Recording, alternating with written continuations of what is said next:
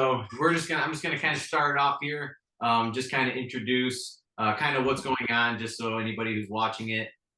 So my name is Dylan. I actually work with Espresso Outlet. We sell commercial equipment, and we also do home equipment. So if you're looking for any kind of commercial or home equipment, make sure to head to Espresso Outlet. My name is Dylan. I actually own a mobile coffee business named Brewhead Espresso, and joining us, we have High Ground Cafe. So I'm going to go ahead and turn it over to him, let him introduce himself, and then we can kind of get into the first question. So I actually have my cheat sheet here so I don't miss anything. I did you end up getting the sheet that I sent out? Yeah, I've looked over it, not at all. Perfect. Hey, But I'm uh, a win. That's great. I'm ready. I'm ready. I love the questions. I love doing this stuff. But Dylan, good to always see you. My name is Corey Larkin. I'm the owner of High Ground Cafe and Espresso Bar. We also have mobile units with our trailer. And then I also own a food truck business called Coffee and Nosh, which is a complete separate business, all on its own LLC. So a couple different venues, and I got a lot of information, all the good and the bad, and love to talk it out with you.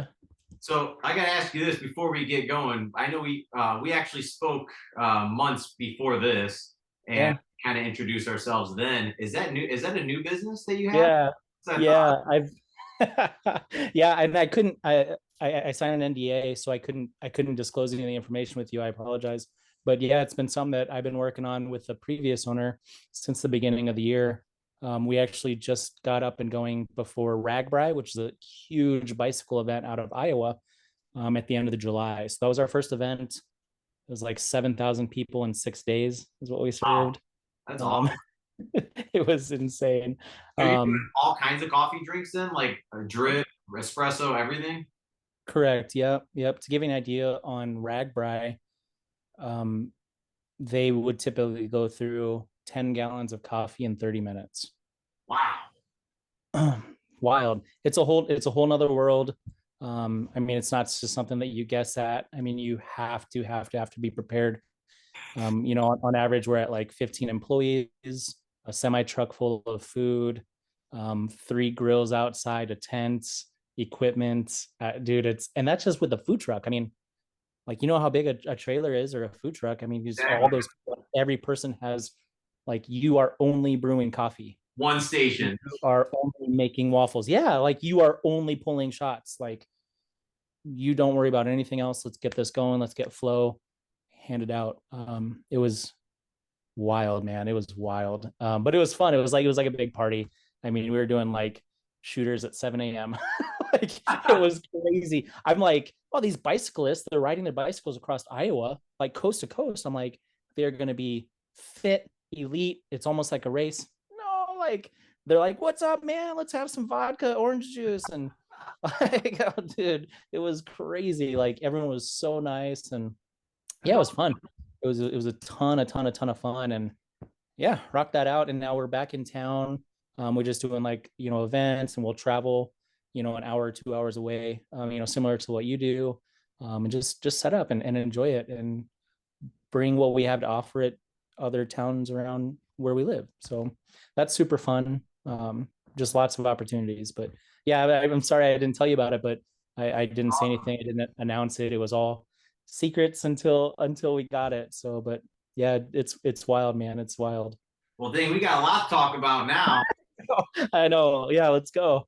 So, first question is, and to all of the new people out here who either are just tuning into our channel for the first time, or they're looking into getting a mobile setup themselves, what inspired you to start your? Because you started with a brick and mortar and then a mobile, correct?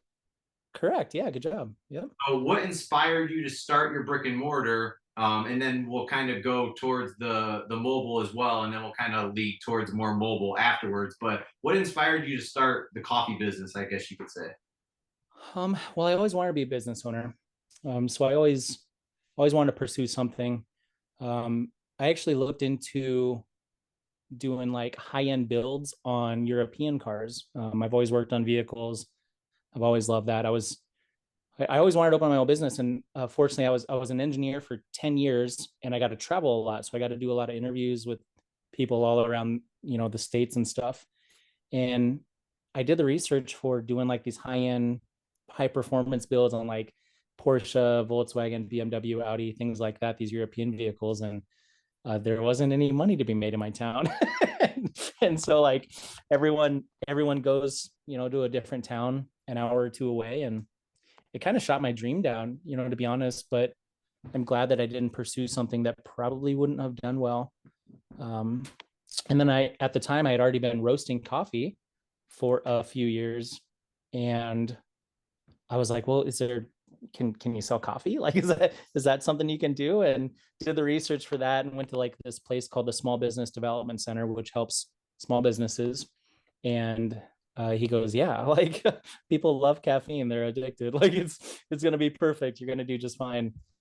So I started to interview all these people. I would talk to people like yourself with more experience than I had at the time, and say, hey, Dylan, tell me about what you have behind you. Tell me about this espresso machine and this grinder, and why do you like it? Why don't you like it? You did these events. What problems did you run into? And it was always really good because the coffee community is always welcoming. They love sharing their stories, whether it's good or bad. And it was great because I could take these ideas and use them as my own, make them my own, and go to a place where, like, my town that I'm in is like population 2000. My competition is no one. Like there's nobody. It's like McDonald's across the street. Well, I could bring in, anything that I liked. And it was new for everyone. We bring in acai bowls and people are like, what is this acai bowl?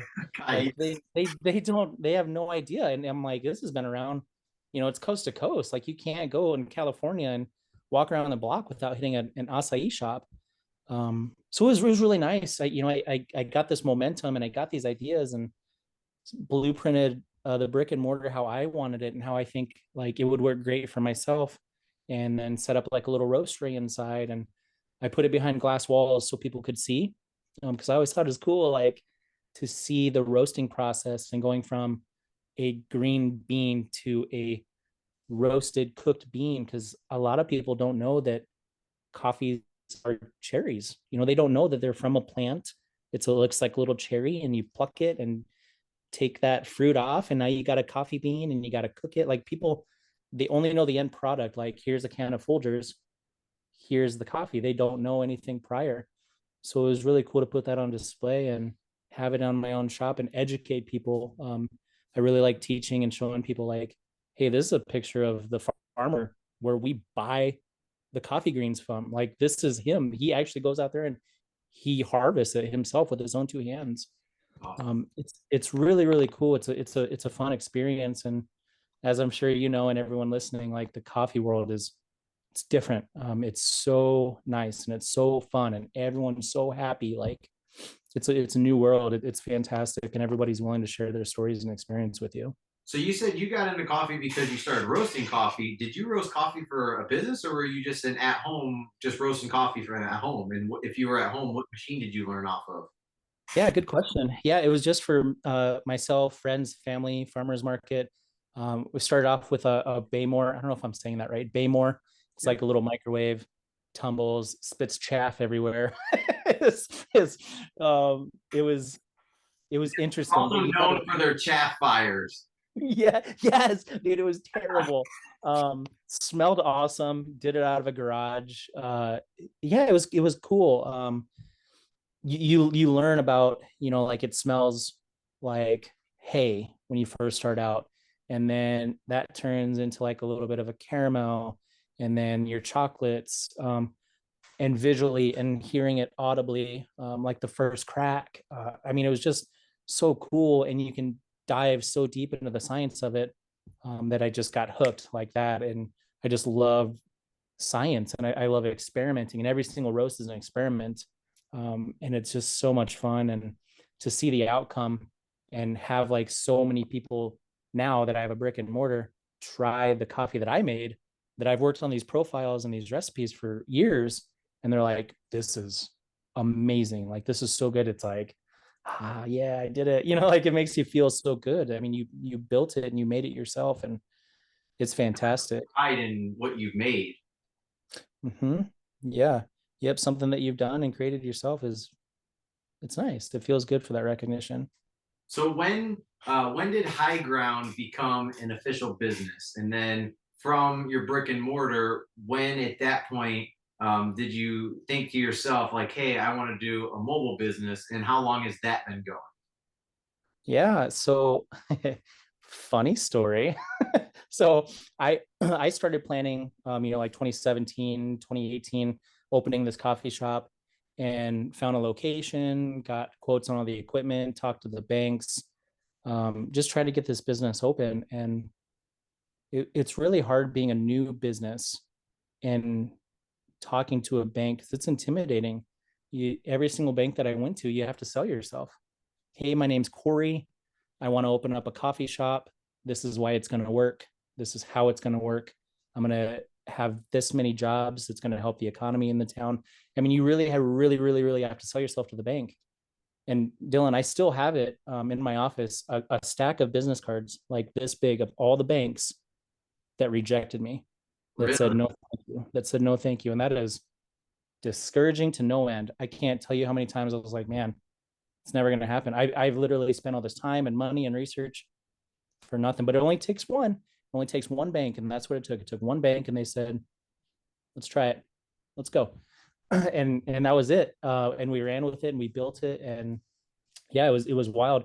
We started in February of 2020, which was a terrible time to start any kind of business. And I was like getting ready to like sign the documents for the construction and the lease and the build out and like pen to the paper, Dylan, like pen to the paper, ready to start this stuff. And then COVID happened Jeez. and everything stopped and the world stopped. And I said, no, let's wait. Like we gotta wait. What's going on with the world? Nobody knew anything, what it would turn into. I mean, even to this day, like nobody knew anything. So we stopped, we waited. And then COVID happened and the world collapsed, the economy collapsed, everything was wild, right? It was crazy, it was insane. And we came back to it in September 2020 and fired everything up again. The prices on the exact same stuff went up $65,000. Hmm. $65,000. So like all my overhead was just spent right there. But we still went with it. We changed some ideas on speed and flow and stuff like that, and still went with it and got everything up. And we opened October 20th, which is coming up. My 3-year anniversary is coming up here in a few days, 1 week. It's been good. Yeah, we've been rocking it out. We went for about a year, and one of my friends that owns a mobile business just like yours got a hold of me and he said, Corey, he goes, I'm going to be moving to Des Moines. Would you be interested in buying my company and my business and my mobile carts and use it for High Ground or whatever you want? And I was like, absolutely. Like it's fantastic. Like every piece of equipment that he had, his espresso machine, his grinder, the layout, his syrups. I mean, everything was on par with what I would want. So like looking at your equipment behind you, like your grinders are phenomenal. You got a 2-group espresso machine behind you. Dude, that's insane. That's awesome. That's so freaking awesome. Like even your lighting is beautiful. Like that is something that I would want, and he had all that for his business. And I'm like, yeah, absolutely. Like I would love to have that. Are you serious? Like, yeah, let me buy your business. And so that took a while, purchased that. I made a few changes from a manual to a volumetric espresso machine, which is much easier, right? You don't have to babysit it. So we went with that. Made a couple little tweaks and it's been nice, man. We go to farmers markets, we go to events. The carts are small enough to where they fit through a front door. That's a big deal, to go inside events. Very, very big deal. Funny The water. story that you're talking about that before we head on here. Sorry to interrupt you. But you say too, and that's definitely a big point is when you're out there and you're building your cart, or there is companies out there that you can purchase your cart from. I would always recommend building your cart. Or I think you actually did a really smart way. using toolboxes, right? Like those big toolboxes, Yep, uh, it's 2 Husky toolboxes. two Yep. Husky toolboxes. So that's, and you wrapped it, right? Yep, I wrapped it. Yep. Yeah, it looks fantastic, man. Got our logo on all the sides. Wood top, wood countertop. Yeah, Looks really we'll have to do another video, kind of like a after this video, like a part two with you guys, yeah. showing like the around the cafe and obviously your mobile setup and stuff like that. Just walk them through like the process of everything. But Right. I remember one of our first events. I think it was like our second or third event with Brewhead in the mobile cart that we had, and Yeah. I didn't really like. That's not something that you think about when you're building a cart. Is like, hey, will it fit through every single standard door in every business in your area, right? Well, Right. the first two events we did was it actually happened to be at the same place. Well, they had a huge garage door that you could wheel everything in, so like it didn't dawn on me that like it was too big. So I Yeah. go to my third event and I go, oh man, I can't fit this through the door. And I was Mm, like, how am I supposed to do this event? And right. that was like that was like a big thing. So I was like, well, I mean, we have to kind of improvise. So I had Mhm. to have somebody run home, one of my family members run home, grab my drill. I had to Tool. unscrew the top part of my cart and lift the whole entire top butcher block out with the plumbed in pitcher rinser, the drain tray, everything through this door, and then rebolt it back in. And then we had Oh, the same thing coming out. And as soon as that event was done, I'm like, never again. The next right. day, I took it straight to the shop. I cut about probably 5 inches off. I Oh, mean, wow. yeah, and the whole point of building the cart was I wanted enough space to be able to hold everything on there. But Yep. then I was like, well, it could be long, but it can't be too wide. So Right. it's just something that obviously it seems like common sense, but in the moment when you're building it, you don't think about that kind of stuff. Yeah. But yeah, it's just kind of funny how you said you made sure it fit through everything. It all has to, yeah, it all has to make sense. The big thing was it fits through doors. The pneumatic or air tires, huge. They're so good. I got rid of the plastic ones. That's what I have. If you ever go out to like a gravel road or run into any kind of debris, no, you have to have pneumatic tires, but they can go flat. So I've had it where I've had a couple flat tires, and now I bring like a piece of wood that's perfectly the same size. In case they do go flat, I can put it under there and fix it later. Because if you have a flat tire, 2 flat tires or an event, and you don't have anything to hold your cart up, you're done. You can't do the event. Yeah, you're just screwed. So that was also important. Just having options, man. I mean, you got to assume that you're going to go to like every single place, every kind of road, all kinds of weather, right? Weather. Yeah, If you do stuff outside, always um, bring a tent. yeah, bring a tent, bring weights. One of the nice things that I have is on the grinder that I have. Oh gosh, let me think of what kind of grinder it is. You might be able to help, but the right out of the grinder, it's got like a heated element. Oh Oh, gosh, are you talking about the Mythos grinder? Mythos. Thank you. Yep, yep. So the Mythos grinder has a heated element, which outside is amazing in terms of pulling shots. So it like preheats the beans to the same temperature. So when you grind it, they're coming at the same temp. Because we'll go out. I mean, we've been out when it's snowing before at farmers markets. We've been out when it's snowing before. We've also been out when it's 105 degrees with 100% humidity. Yeah. So just that equalization, when you're pulling shots and you set up your parameters and on your espresso machine, and having that one parameter that's locked in is a lifesaver. Because I've also had it with a Makonig that it's not the same, and you're fighting shots that pull at 10 seconds, and then Yeah. the next shot it pulls at 50 seconds, and then you have a guy that comes up and he's like, hey, I just want a doppio. I just want a double shot of espresso. And you're like, You're like, oh, great. I don't even know what's coming out of this thing now. yep, terrible. Yeah, give me 10 minutes. Give me 10 minutes. I'll pull you a nice shot. And it's like, so that was also important to remember your factors are now outside or indoors in a different location. Um, I mean, there's so many different things that now come with experience, right? Like, you've had a couple issues like it was too wide. Well, now can't be too wide, gotta fit through a door. Hey, So the best way a business can be successful, and I can't preach this enough to any new business owner. And if you're already a business owner, you probably already know because you've probably been through it. But the problems that happen that occur, you don't let them get you down. You just have to adjust to them and don't make that same mistake again. And then you're going to be on your way. If you don't repeat those same mistakes, you're going to be golden. yeah, exactly. Yeah. Yeah. Just keep making it better and yeah, doing everything you possibly can. We got a card reader, accept cards, we take cash. Venmo is fantastic. We can have days where we get zero Venmo transactions, and then other days where it's almost all Venmo transaction. It's wild. I mean, the just giving customers options. We bring like a little thing of pastries. Pastries don't take anything. Like we bake scones at our brick and mortar and bring them. Yeah, they take like 8 minutes. 8 minutes to bake. It's so easy, and the turnaround and the profit on them is fantastic because they're not even a hard sale. People get a cup of coffee and they're like, you know what? I'll take two of those. Like you don't even have to sell them. You don't Yeah. have to sell them.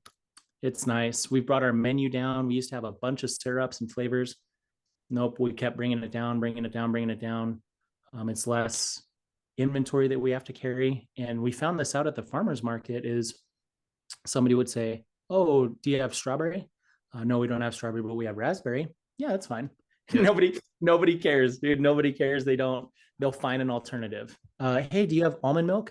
No, but I have oats. Yeah, it's like they like it, and I always tell every single customer, whether it's in any of the businesses, if you don't like it, we'll give you a refund. We'll make you something else. You pay a good amount of money for these things. Let's make sure you enjoy it. Very simple. And it just brings that level down on the customers. And they go, I don't have anything to lose. I'll try it. And very, very early, maybe once a month, I'll have one person that goes, no, this ain't for me. And then Cool. they'll walk away. Yep. Yep.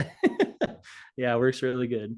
So yeah, definitely kind of the point you brought up is keeping a limited menu when you're a mobile business is definitely important because the more you have on your menu is the more you have to stock. And I mean, I know with at least my setup, sometimes I have a 6 foot pop-up table it's a foldable collapsible table that I could put on the side of my cart to kind of like, we have our Brewhead skirt that goes on it. You can store stuff underneath and no one knows. But there's a lot of events where you don't have that room. You're only limited to a 10 by 10 space. So in that case, you have to think you can't just cater to this place because if you do, then you're gonna have to have either multiple menus or you're gonna have to have somewhere to store everything. And storing Right. the mobile business is very hard. Right. Yeah. Like you said with your cart is you wanted a lot of room and you had to cut it off 5 inches. Dude, that takes away a lot. Like it's like my espresso machine's bolted down with like this much overhang and everything's cramped. I mean, there's like this much in between the espresso machine and the grinder, and it's like, don't vibrate. Like Don't fall everything, off.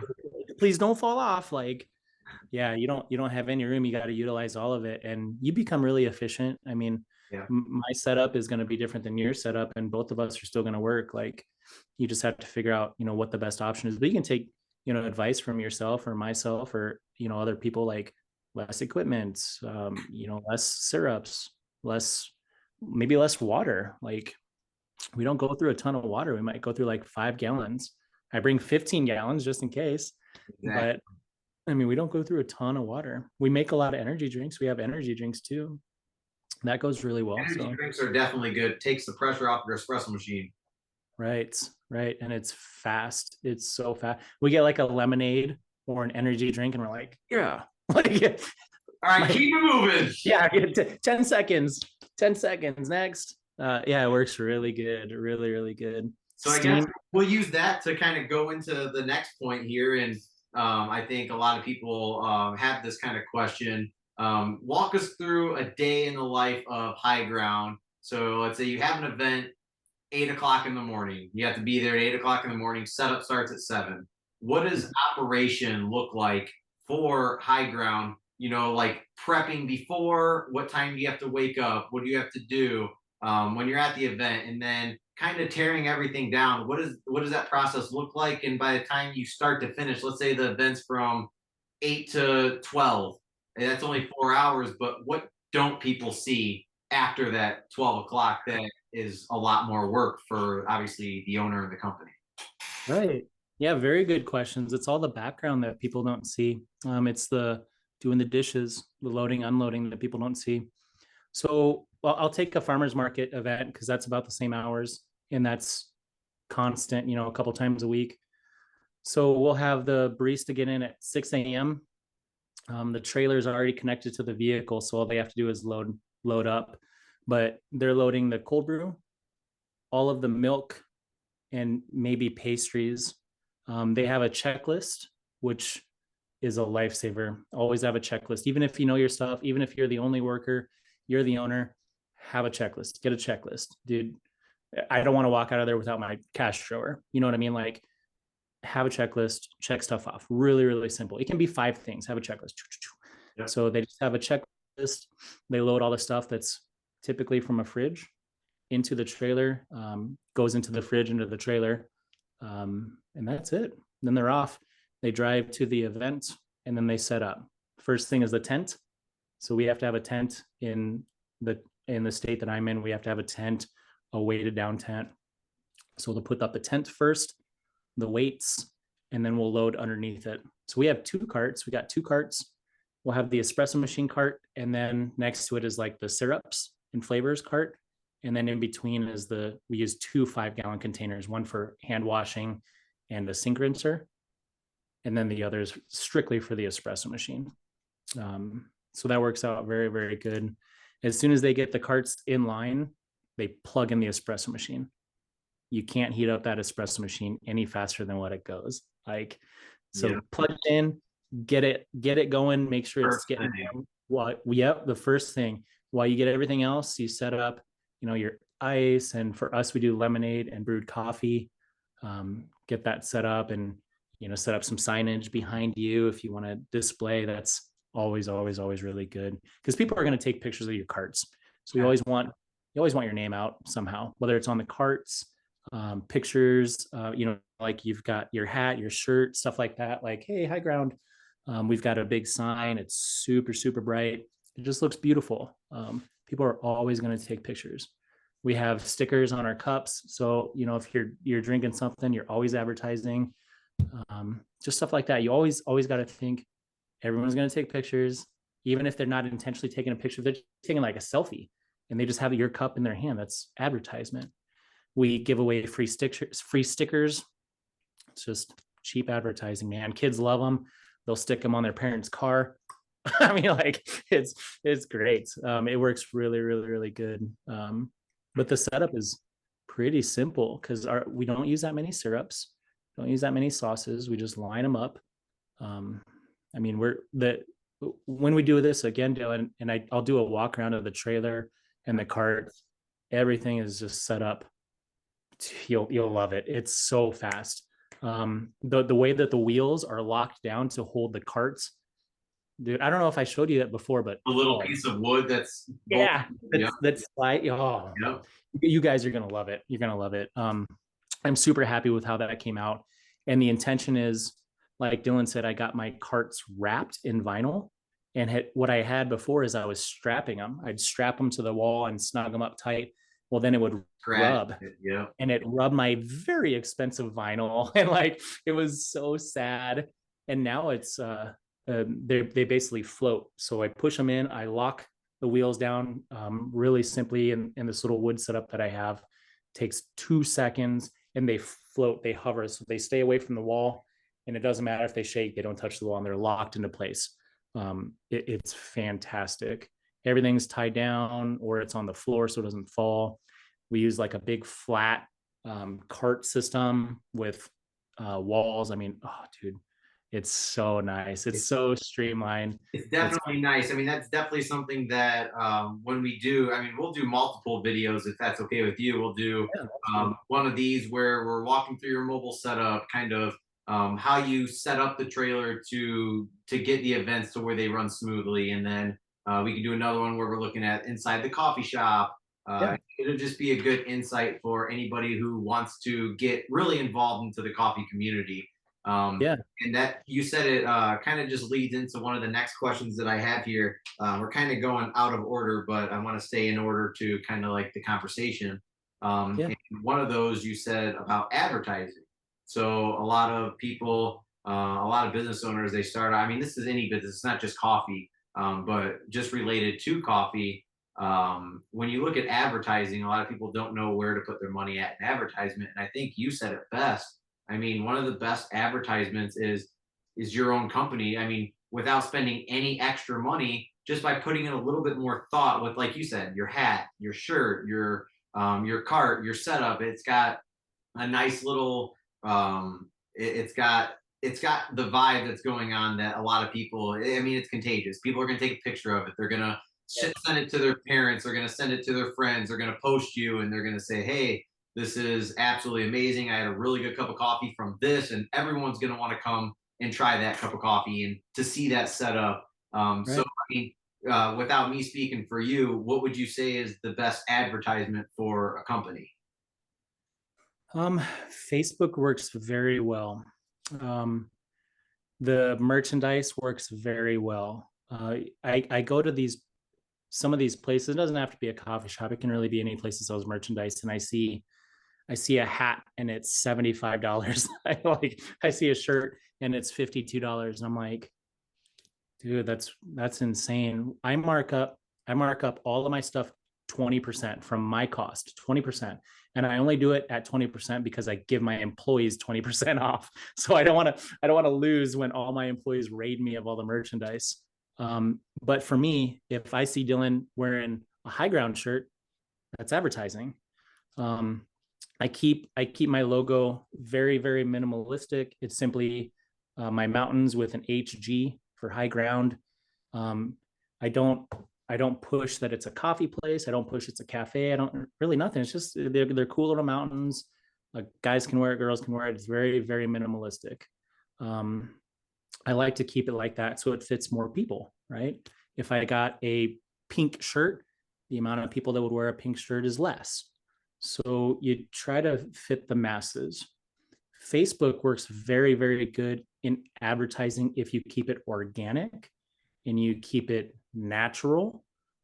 You stay away from keywords like, comment, share, stuff like that. Facebook does not like that. The only time that I would say use that is if you're paying money for it, Right. and then Facebook doesn't give a shit. Then they'll share it with everybody.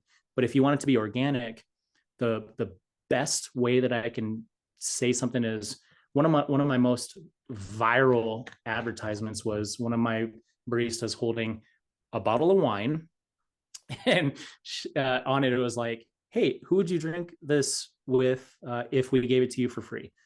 And it was like like it was crazy because then people are doing it organically, right? We didn't say we're doing a giveaway, nothing. We just simply said, hey, who would you share this with? How many could you have? And then it's like, oh, me and Dylan could knock back 5 of these, like, and then I tag you, and then you tag your wife, and it's so organic, and the amount of people that you reach is phenomenal. People love giveaways, um, especially if it's wine. but it's Fine.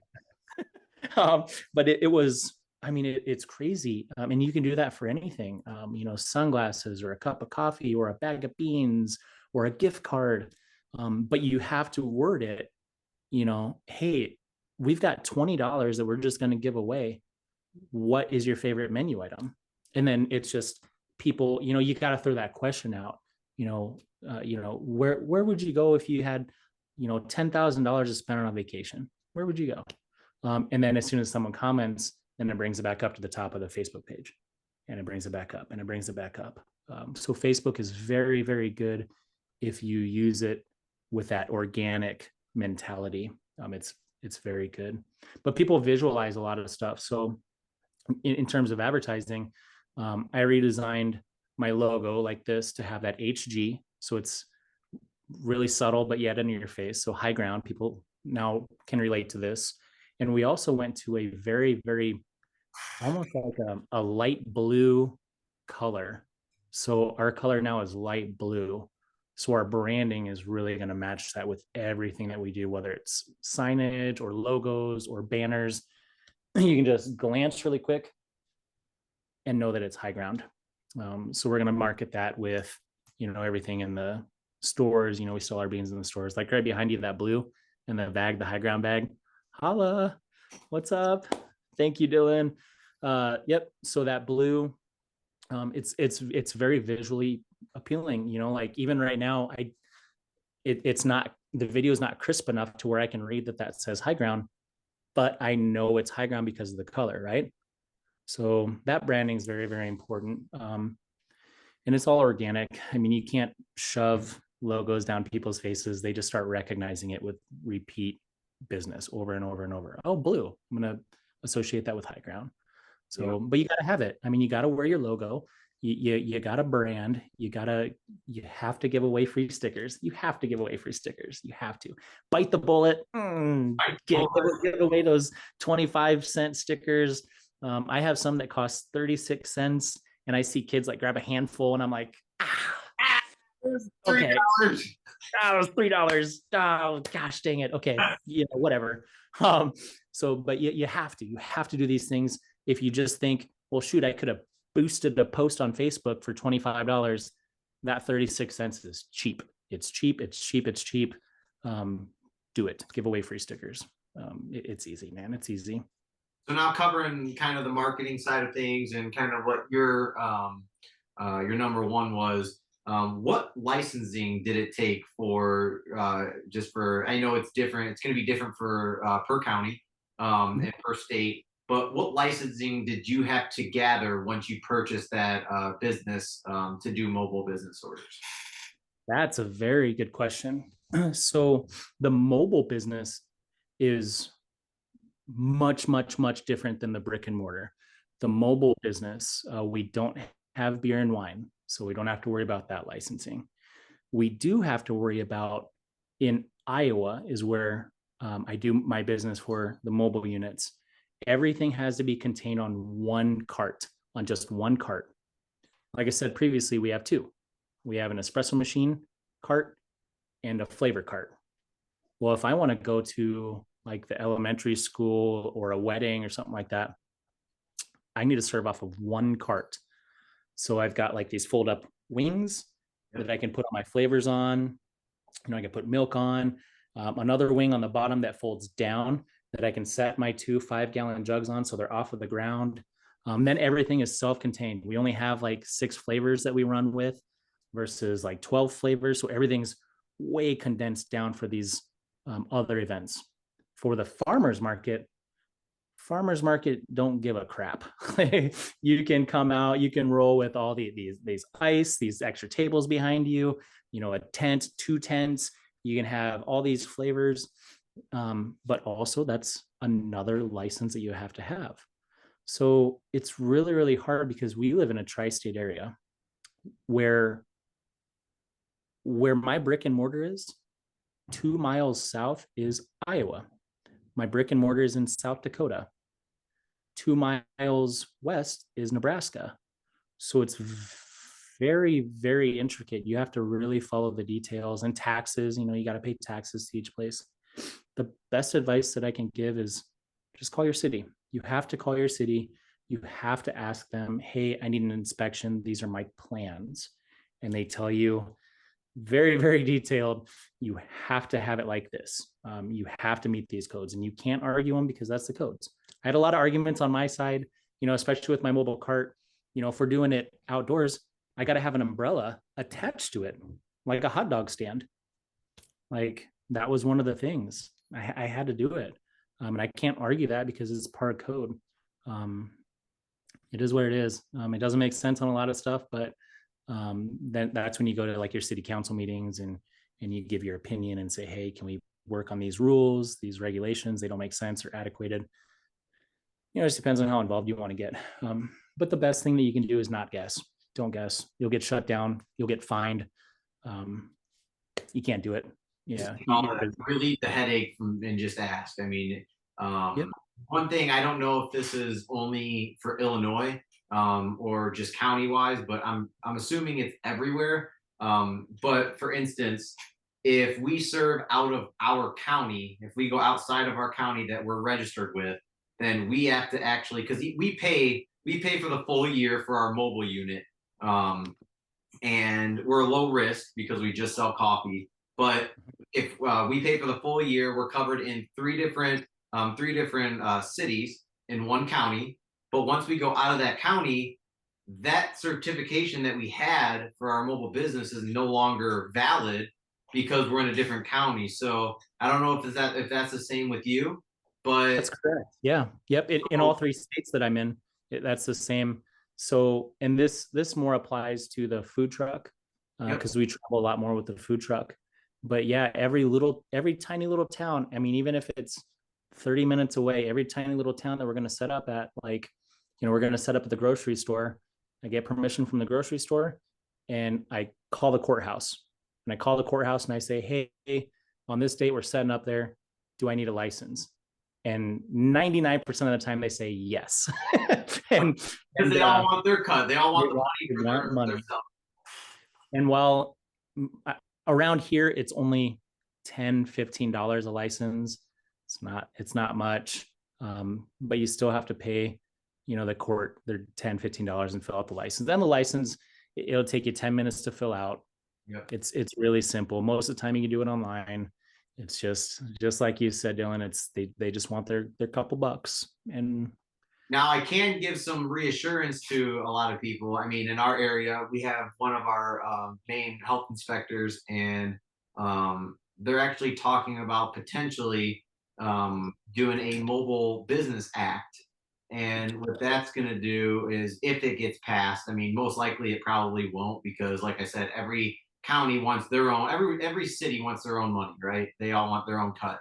But what this would do is you would be covered under the county that you were in. And then if you went outside of the county, then your county, since you paid them, you would actually be covered anywhere else you go because you're still under the county that you were registered with. So you would kind of carry that over, because food trucking since COVID, honestly, it's been huge for mobile businesses. Whether you're a food truck, whether you're a coffee trailer, I mean, anything, pop up, everything's been blown up since COVID, and that's because everyone wanted to get out and start doing stuff. right. And one of the biggest things for us mobile businesses is I mean, the expenses add up. It's a headache to have to, like you said. I mean, how much time could you save if you didn't have to call this person, pay this person, fill out this, make sure that I mean, because even when you go to a different city or a different county, I might pass my inspection here, but like if I were to bring my cart to where you're at, I don't have an umbrella that has to be mounted onto on my cart. All I have is my tent. Well, I wouldn't pass inspection, so I have to do something quick to be able to serve where you're at, or get shut down. Yep. Or get shut down. So that's I think that's something that definitely needs to be passed, and I don't know if it would or wouldn't. But that would be something that you would have to consider if you are a mobile business, because that is a big part of your business. Because obviously, if you don't follow that, then you don't meet guidelines, and they'll shut you down. Right. Yeah, and they'll shut you down fast. I've had it happen before, and only because I didn't have that small town's license, and it was $15. And I said, "Can I fill it out now?" And they said, "No, close." Yep.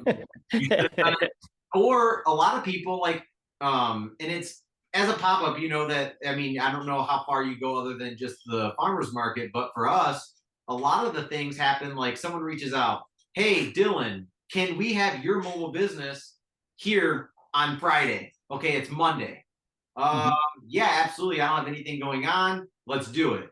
Right. Well, it sounds easy, but even if it's in the same county or anything, or if it's if it's out of the county, I'm sorry, or out of the city, and you have to fill out for the health form, a lot of times they have a late fee.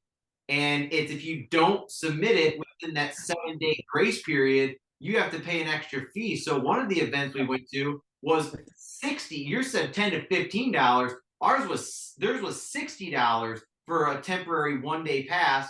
And if it was within 7 days, it was a $30 late fee. It cost us $90 plus the $50 to get into the event. We're already down $140 doing this event because we're out of the city and we're out of the county. And it was a late notice because it wasn't our fault, but we got, as a pop up, you kind of go to the place to be a convenience to them, and you kind of have to Right, pay for it.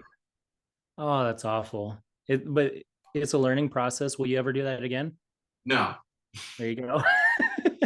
Yeah, that's just it. It's, and it's a learning process. I mean, I guess I But can't say no. It depends on how well we did at the event. Was it that event worth it?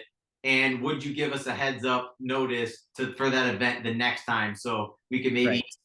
save the $30 for the fee and this and that? I mean, then you kind of start talking. But any event is really worth it. I shouldn't say no because we've had events where we went to the event and we might have made $70 in 4 hours. It might seem like it's like, oh, because not every event's gonna be a home run, but Right. that one event that we made $70 after I paid whoever, and then I mean we lost money. But Right. it's that one person that you meet that tries your product, they get your card, and they give you a call months later, and that's what ended up leaving. So the event that I lost, one of the most amount of money that I lost at an event, that's actually the event that got me an event that I made the most money I've ever made in my life because somebody took my business card and brought it out.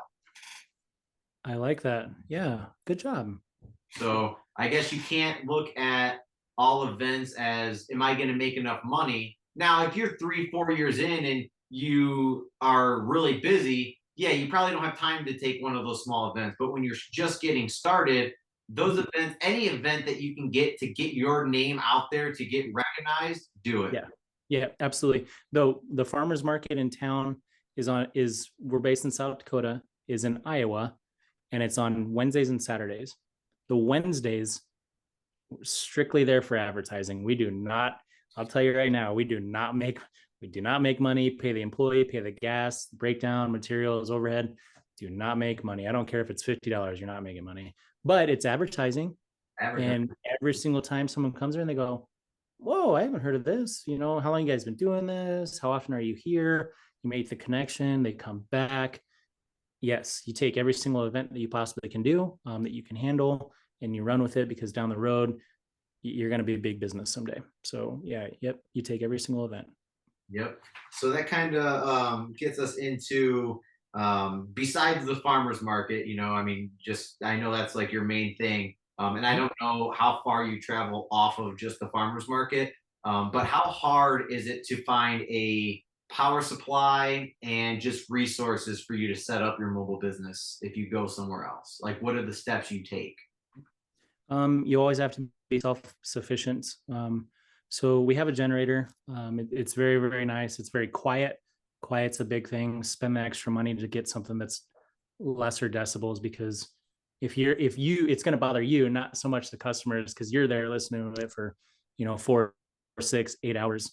Get something quiet, and get something powerful enough so you can run cords a long ways away. So we're always self-sufficient. Water source is no problem because we carry 5-gallon jugs. We bring them out. Most of the places you can set up, you can run an extension cord to power on. But worst case scenario, we take a generator. We don't carry it around every single time in the trailer because we don't need to. We can plan. But we do carry, I think I've got 400-foot extension cords, and then I think 4 like 10-footers. And we only need 2 110 plugins. Yeah. Very, very, very simple, very, very easy, accommodate everything. So thankfully in that case, we're very, very self-sufficient. Yep, and that's good advice. I mean, just think. You wanna be able to think simple. I mean, simple is just going to make your life so much simpler when you go to an event. So Right. good that you mentioned that, and I think a lot of people can take that advice and run with it. So the planning phase, I guess this kind of does and doesn't pertain to you, just because obviously you purchased the business from the mobile business from who had it prior, but there's still planning that would involve into that. So how long, I guess in your case, was the process from start to finish trying to purchase um, that mobile business and then actually getting it up and operating it as high ground? Yeah, quite a bit. So I gutted out one of the carts. I changed the refrigerator in it to utilize more of the space. Uh, redid all of the plumbing and drainage to have it be tighter against the walls again for space. You can't, you just can't have any negative space where you lose out. I mean, you just absolutely cannot. Everything's got to fit perfect and very, very tight. I changed out the water heater. I changed out the espresso machine because I wanted a volumetric machine. We did use a manual machine, you know, where you had to watch it, and that was it took away time. And yeah, it's seconds, but it took away time where my barista or baristas could be doing something else. They could push a button and they could walk away. Yeah. So we changed that. We changed the amount of syrups, a few things, and it's all about flow. It has to. I should be able to take just a random person and say, "Hey, come here. I'm going to teach you how to run this cart system," and not have them be able to think. They should just be able to do it. It needs to be that simple. It has to be that simple. If you're running into problems or mistakes that happen over and over, you got to fix it. You have to fix it. Oh, you can't steam, 4 cups in a row. Why? Is your stream pressure too low? Are you running a 110 espresso machine when maybe you need a 220 because of how much volume you're doing? I mean, you have to find these answers, and you have to make it worthwhile. So there was a lot of changes right off the get-go. Yeah, the carts were still the same in a sense. They were still the carts, but like I said, on the trailer, I redesigned the whole trailer in terms of layout, so we can just in out. I mean, and then I pay the employees less because they're not working so long. You know, it doesn't take 2 hours to load up. It doesn't take 2 hours to clean on the backside. It's really, really fast. We can, really nail stuff out. And I always am asking for feedback on the employees. How was today? What problems did you run into? Did you sell that much milk? Did you only sell or use 4 gallons when you brought 20? Well, let's not bring that many. Like, and then you're wasting time, like always taking feedback. Same with the brick and mortar, same with the food truck, same with the carts. You always want to better yourself. I mean, it's literally like that's my branding with High Ground is always better, always better, always better. You just got it. You have to do it. You got to change. Yep. So so during your mobile businesses, your events and everything, what if you could pinpoint one event that I guess one of the most challenging experiences that you faced with your mobile business, if you could kind of briefly explain what that was and what did you do, because obviously you're mobile, so you have to think about it on the fly. What did you do to fix it in that scenario? Oof. The mobile carts or the food truck? The mobile cards. The mobile carts, having a blown out tire was hard. That was really hard. Something so simple, right? Something so simple. I had a tire that blew out on me. That was really hard. Then you're finding stuff to stick under it to hold it up, losing electricity. That's really hard. I had a pump go out on me, the water pump for the espresso machine, because you have to have that pumped in. That's gone out on me. Oh gosh, what else? The espresso machine not being able to keep up on steam, not being able to keep up on hot water for like Americanos, stuff like that. So let's talk about the fixes and my experience on how I did it. So the tire blew out. I now carry around a block of wood that's the same height as the tire. So in case this does happen again in the future, and it will happen again, right? It will. I can just put that block of wood under. Done. 30 seconds. I run to the trailer, I get a block of wood, I put it under, fixed. Electricity. You have a generator. That's the answer to that. You have a generator, you have a backup system. If you're going to someplace unfamiliar that doesn't have multiple plug-in backups, bring it. You need it. Having like the layout is really, really good now. So I'm really happy with that. Gosh, what else? What other problems do we have? I know when we spoke, do you still have do you have Linea Minis? Is that what you? Yeah, that's what I started out with. Yep. Okay, so I I started think out with mini. when I was talking to you first a while back, I believe you had the lineas, right? Yeah, yeah, So I believe you ran into a problem where it got cold outside, and something froze. If you yeah. to take everybody through that experience and tell us how you managed to go about it. Yeah, yeah, we had a freeze and it ruined everything in the trailer. Linea Mini had to be rebuilt. The tank was okay. It messed up some of the lines. It bent a like a quarter-inch piece of steel right up by the brew head. Yeah, it's right. Insane, absolutely insane. It froze and I mean, frozen water is strong, man. It bent it up just a little bit to where it would leak. So I had to like get that refurbished and stuff, which we went to a GS3, which is fantastic, works amazing. The steam is fantastic. Now I up the steam pressure so we can steam more. We used to only a couple times use the T spout for hot water for Americanos. Don't do that. Don't do that. Don't do that ever. Don't ever do that. Use it from the group head. If you have a dual boiler setup, use it from the group head. That's going to give you hot water all the time, as much as you need. And it's always going to be hot. It works fantastic. The amount of Americanos that you're making, probably not that many, I would just assume. But that steam, the T spout is like from your steam boiler. So it runs out after like 2 ounces. So So I call it the death pressure valve. yes, right. And because exactly what you said. So the Linea is a good machine, but you have to. It's a good machine if you know its limitations. And Yep. Yep. so the only reason that ever gets turned on for me is if I have my barista cloth, because obviously when I steam, I clean my group head off. Um, Mhm. and I also clean the steam wand after I steam milk. You want to clean that and purge it right away. The Yeah. only time that hot water spout comes on is if I put my rag underneath, turn it on, turn it off, just to get it wet enough to where I can clean my steam wand, so that way it keeps it free from milk. Other Yeah. than that, we went to electric kettles, but you also want to make sure, because those do draw a lot of water, you can do the group head.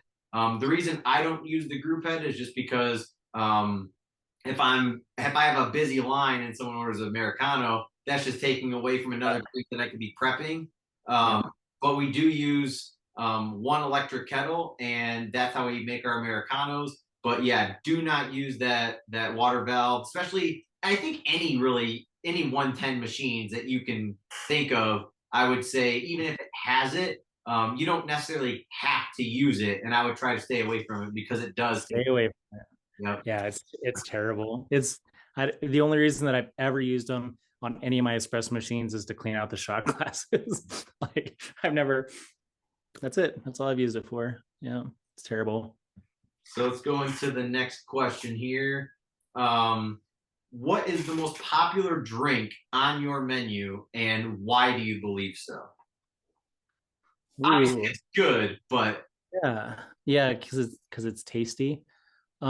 This is so weird because it's different. It's different for the brick and mortar versus the mobile units versus the food truck. so let's go mobile unit.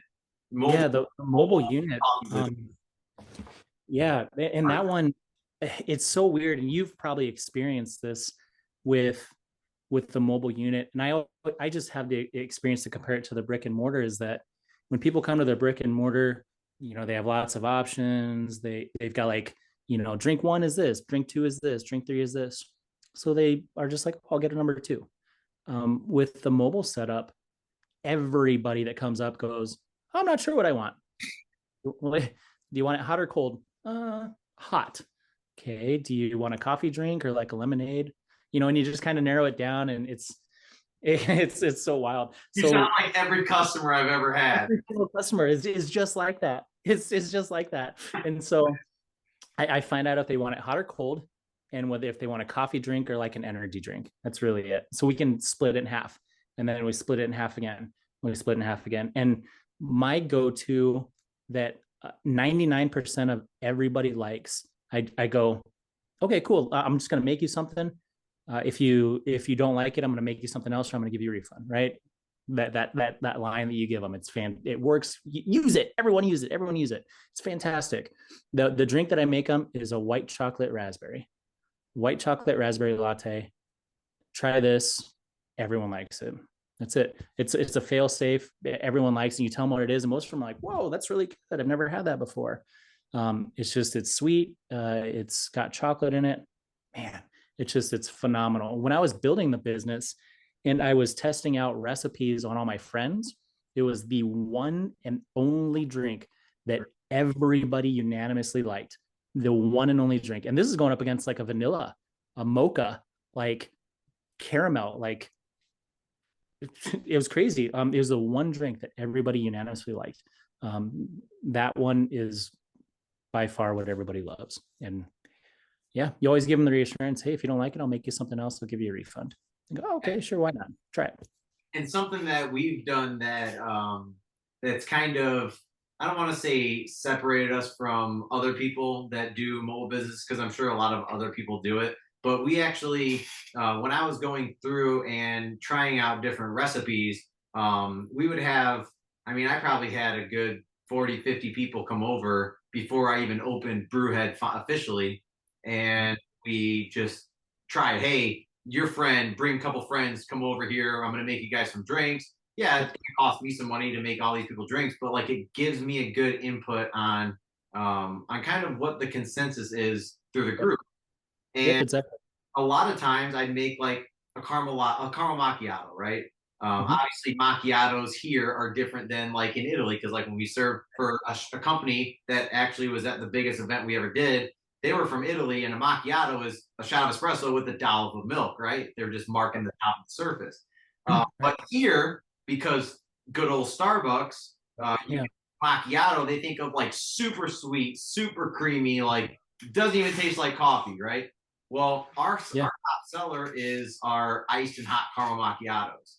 Well, what I noticed was when we were going, and maybe you can relate and kind of say how you guys go about your system. But when we had, let's say, my wife's friends come over, we had some of like my wife's coworkers and stuff, and then we had family come over. A lot of people would be like, "Yeah, it's really good. I think it's a little bit sweet than what I would recommend, but it's really good." And then other people would be like, "This is perfect. I love it." Other people would Yeah. be like, "I feel like it could be a little bit more sweet." So I'm like, "Okay, I can't have that because I want everybody to have their drink the way that they want it, right? I don't want Yeah. to take it to where this is the drink, you buy it, you don't like it, now you'll never buy it again." So Yeah. kind of Go the somewhere else. system that we implemented was like, and it's on our sign, it's how sweet are you feeling today? And Oh, yeah. what it means is it's like you can have one pump, two pumps, or three pumps. So you can have it semi-sweet, sweet, or very sweet. Um, Yeah. and we actually do, so we make our own homemade vanilla syrup. And Oh, that's cool. pretty much the basis and foundation of a lot of our drinks. And it's the recipe that I created. And the nice thing about that is, let's say someone comes and orders a drink, then now all of a sudden they're like, okay, well, I tried that caramel macchiato. It was really good, but it was a little sweet, but I got it very sweet. So next time let me try to get it sweet. Knock Well, it that down. brings them back. They like the drink. It's just the sweetness was off. So they come back the next time. They go, so I actually had it very sweet last time. Let's do sweet this time. And now all of a sudden you hit the sweet spot. So you turned a customer that if they tried that drink for the first time and it was Mhm. too sweet, but you didn't give them an option to change it or like Right. create and tailor make their own drink, now they're Mhm. probably not going to order it. But because of that, now you have a customer that loves that drink only because you allowed them to customize it. Yeah, beautiful idea. We at High Ground, with every flavored drink, we say, would you like that sweet or not so sweet? And it's the exact same principle as you, but just with one option. The not so sweet's our original recipe. If you want it sweet, we do an extra pump of flavor for you. And just the choice alone works fantastic. And I've thought about, giving them more sweet options like that. But I probably won't. But and what you're doing is fantastic, and I wouldn't change now that you've already done it. I I like the idea on having it more sweet than what we currently have it, but we've done it, for 3 years now. It's just what people are used to is, sweet, even before you even ask them, like sweet, not so sweet, like they just, it's a part of the branding now.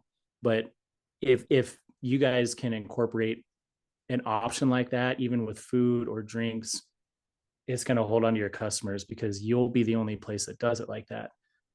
So it's funny to hear because friends that'll go to other coffee shops and ask that now, oh, can I have it very sweet? Can I have it, sweet or not so sweet? Like, and they're like, well, we don't have that option. What do you want? Like, you know what I mean? And so it's like, yes, like What do you want? brand- It's not that simple. I know, right? We can't do it. So it's fantastic. And what a beautiful idea. And my take on that is these guys are paying like $8, right? $8 for a big drink. It better be perfect. That drink that they're getting, they better take a drink and go, oh, this is the best that I've ever had. This is fantastic. I'm going to be here every single day. I'm going to give you my $8. You don't want to, I don't want to spend $8 on something and go, Oh, man.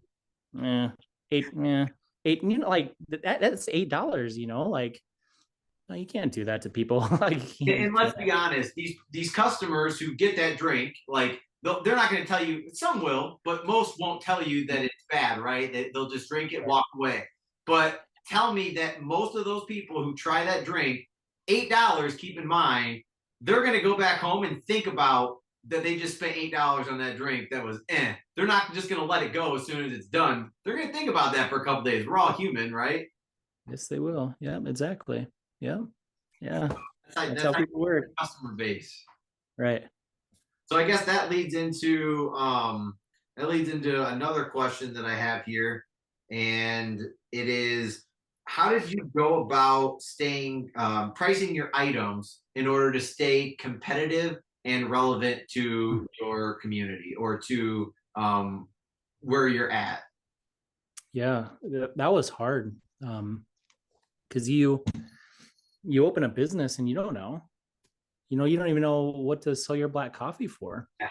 You look at McDonald's and it's $1. You look at the local roastery and it's $5. You know what? Those aren't even comparable. Those aren't even close. Do you sell an 8-ounce cup? Do you sell a 10, a 12, a 16, a 32?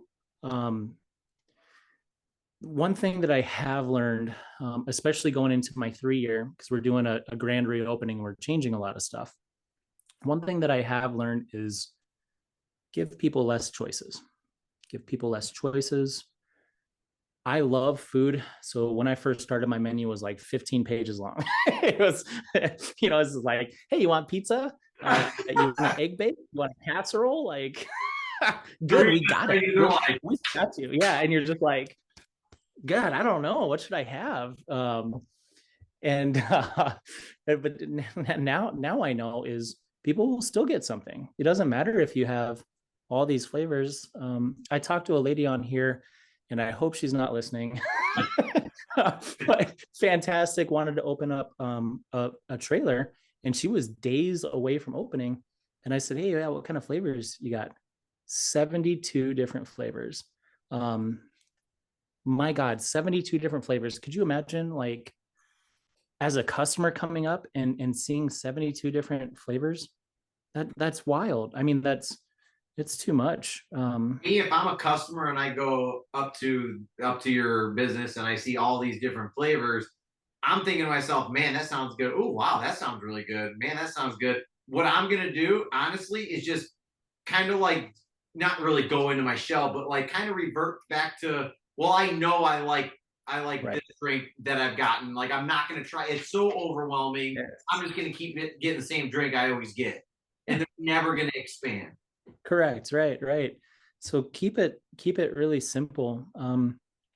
If you're just starting out, start low.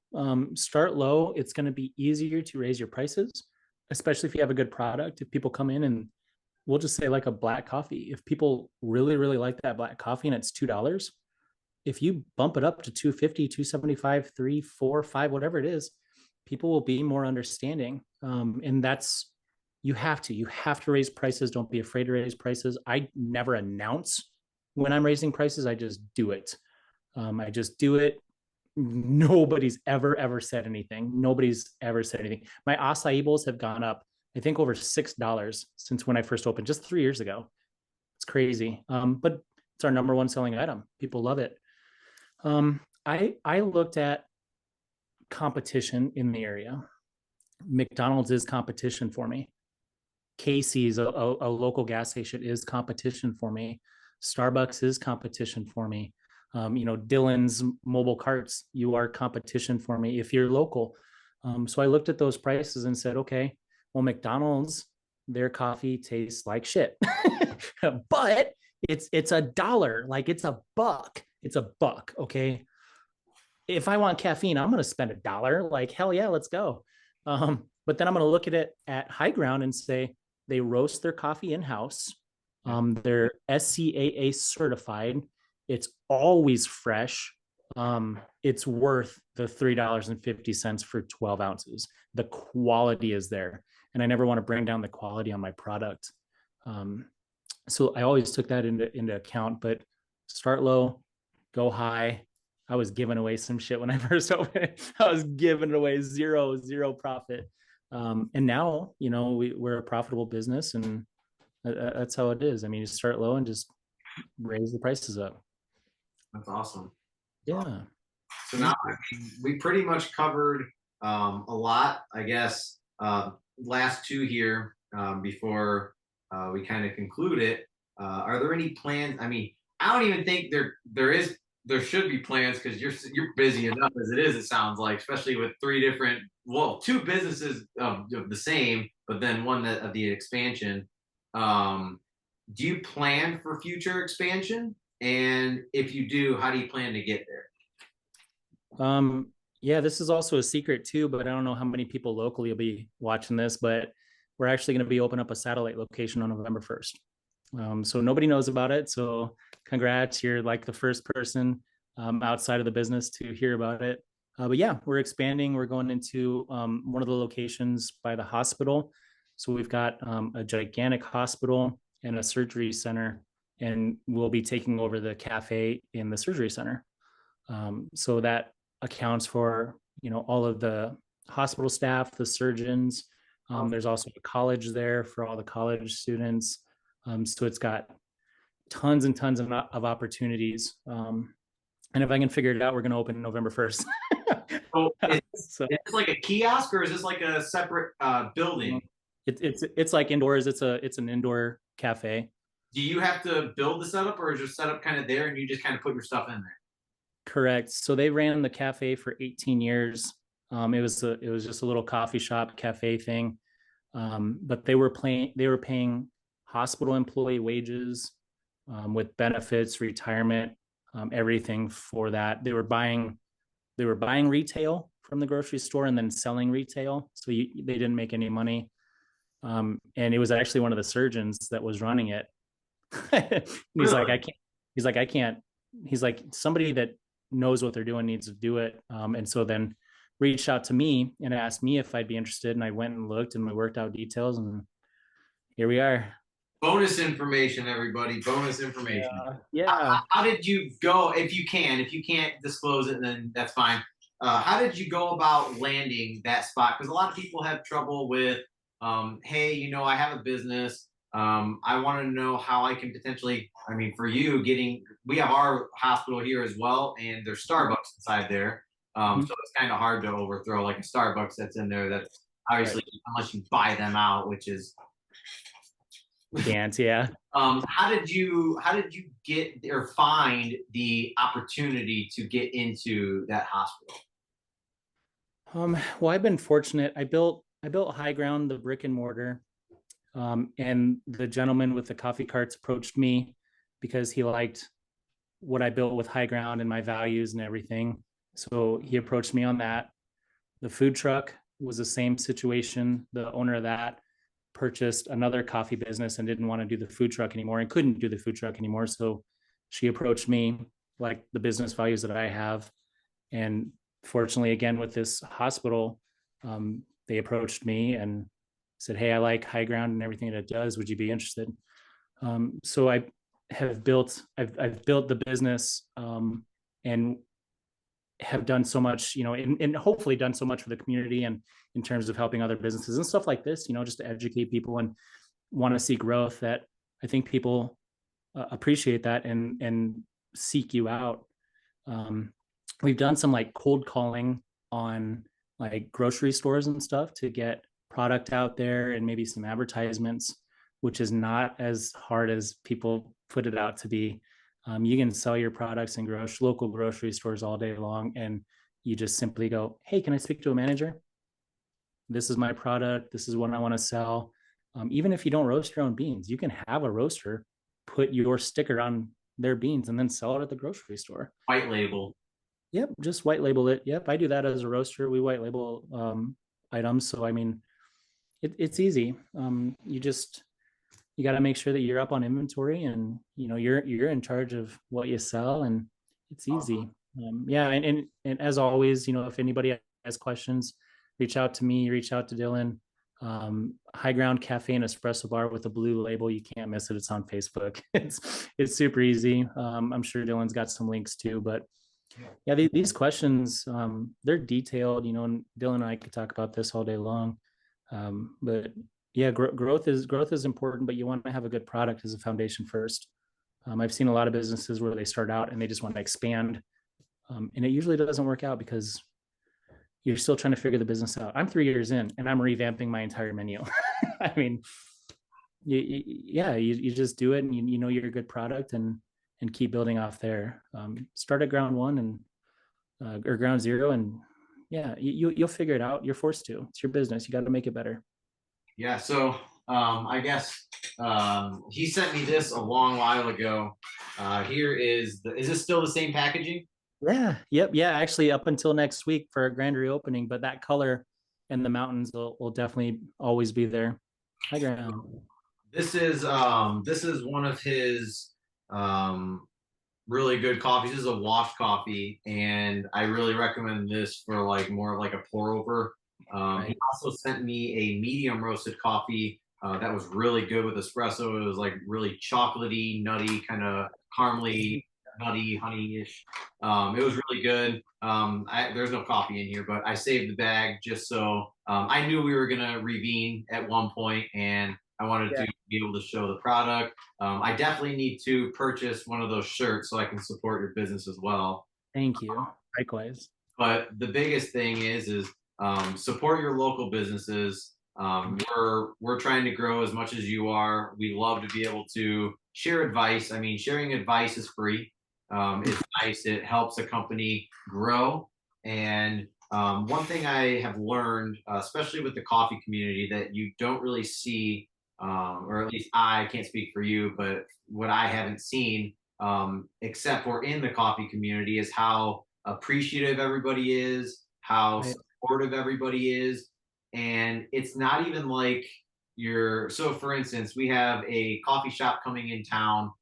It's called Connect Coffee Roaster. So if anybody's watching and you're in my area, go support Connect Coffee Roasters. They're going to be opening up soon. Caleb and all of his staff are great. Stafari, you have Stefan that owns there. They're absolutely great coffee place. So go check them out if you haven't already. But the biggest thing is go support your local businesses, whether you own a coffee business or not, because we're all doing the same thing. We're all trying to just give good coffee to the world, like to the community, right? And I feel like it shouldn't be more about the competition, which too many people focus on.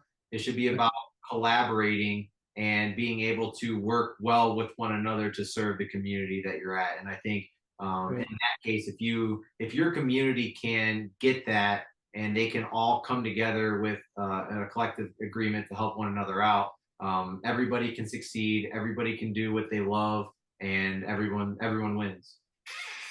Yep. Yeah, I couldn't agree more. That's very well put. Good job. So yeah, so I just want to thank you for coming on. There'll definitely be more of these, even if it's just like a out in the whim thing, like, hey Corey, you want to come and do a Friday with me, and we can kind of do a video and kind of see how everything's going, and just kind of talk about, we could even think about a topic to talk about. I mean, as long as you're free. I mean, you're a pretty busy guy, but we all appreciate it on behalf of Espresso Outlet, on behalf of Brewhead Espresso, High Ground Coffee, we just appreciate everybody. Hope you guys all learned some valuable information today from this interview. Let us know down in the comments if you have any questions, whether it's related to us, Espresso Outlet, or High Ground. I will share this video to Corey as well. If you don't see the comment, I can forward you that and then answer it to the best of my ability based on what information you've given me. But I just appreciate your time and all the valuable information. Yeah, absolutely. Thank you again, and always good seeing you. Glad to talk to you again. Awesome. And then, yeah, I just appreciate it, and I will catch you probably on another one here soon. Yeah, sounds good. Thanks, Dylan. Thank you.